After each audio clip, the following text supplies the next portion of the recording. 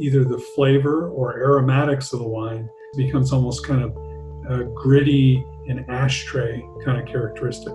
These big fires and often these big smoke events tend to happen at a time in the growth cycle in which wine grapes are a little bit more sensitive to these potential impacts. If you're really near a fire, that smoke is pretty heavy and you can feel it and even taste it.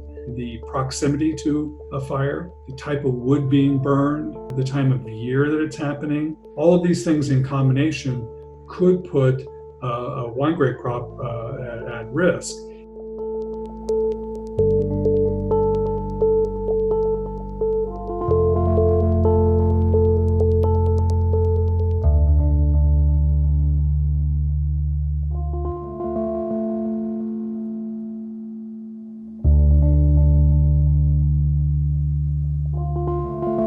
You could go pick a grape or a pear or a plum or something off a tree, and it might have smoke compounds on it, but if you tasted it just directly the fruit, you probably wouldn't tell there's anything wrong with it. But with wine grapes, we put them through fermentation, and that ends up producing a potential situation in which either the flavor or aromatics of the wine becomes almost kind of gritty and ashtray kind of characteristic.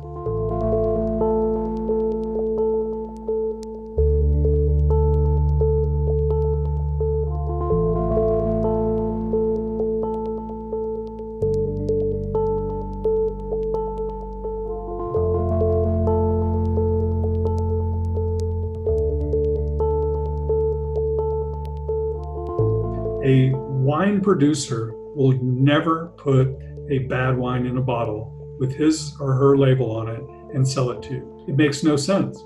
You're never going to come back and buy it again. Winemakers they're very proud of their craft, and they will do everything they can to make the right product, or they just won't make it.